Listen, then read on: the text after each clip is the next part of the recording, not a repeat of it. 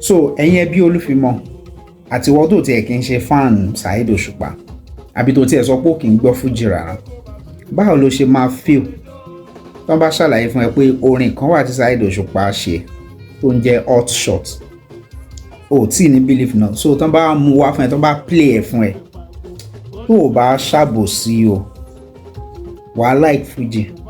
So báwo lẹ ṣe máa feel sí tí Òṣùpá bá kó gbogbo ara yìí tó wá ní táwa níbo là ń lọ, tó wá ní mo fẹ́ ṣe live performance àmọ́ mo wá fẹ́ kọ hot shot látòkè délẹ̀.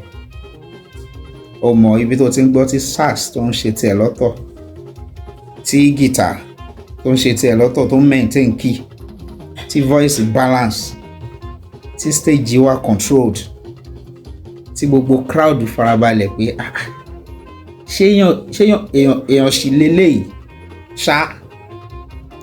Láyé kí n sọ̀rọ̀ jù ẹ̀ka òkọ́ tó ṣẹlẹ̀ ń bi kìíní.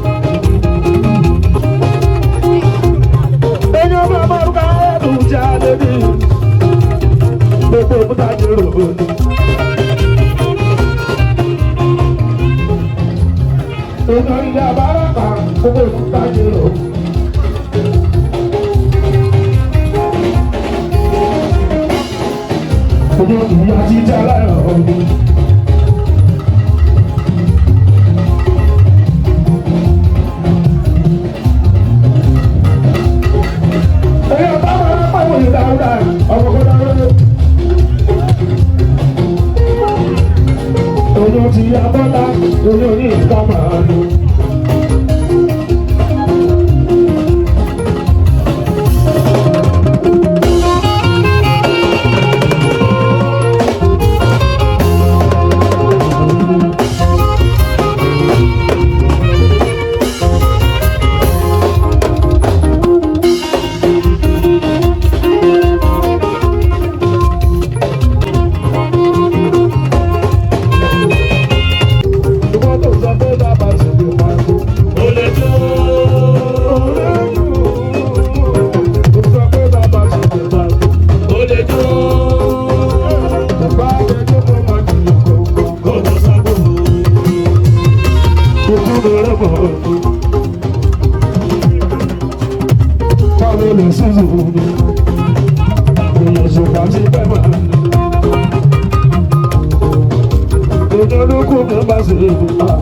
Àgbà ti dé, bàbá ti dàgbà.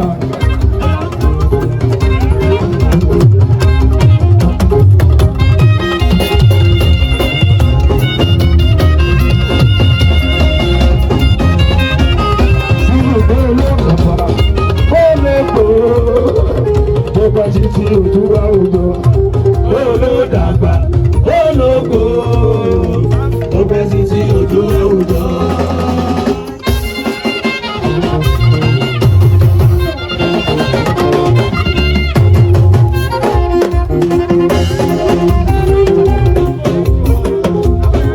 Ọlọ́pàá tó kọ́ fújì, dàbẹ́dà mọ̀kọ́, òkè ṣoṣo, yọ̀pẹ̀ kí ìdúpà, òṣùpá ti bẹ́ wà.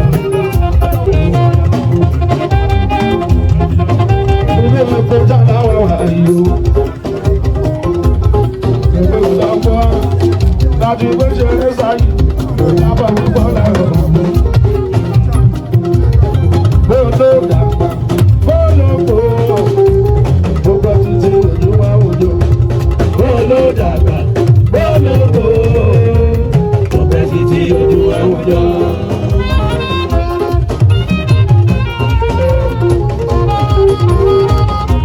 Ẹ̀fọ́ tó jẹ́ tètè, lọ́jà kí lè tó ṣú.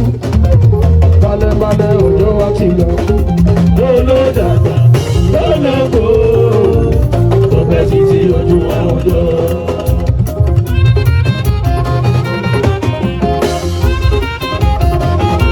Bàbá ọlọ́kọ̀ọ́lẹ́ lẹ́nu máa rẹ̀. Olùkápáyé ó pẹ̀lú sọ́mọ́ méjèèjì. Nígbà gbogbo àlèhùn làwọn òun.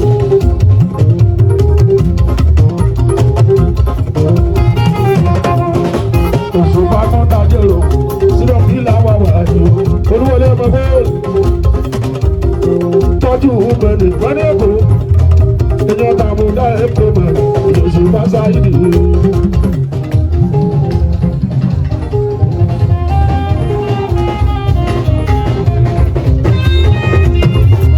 Ìjọ pẹ̀lú ìyàtà náà múlò.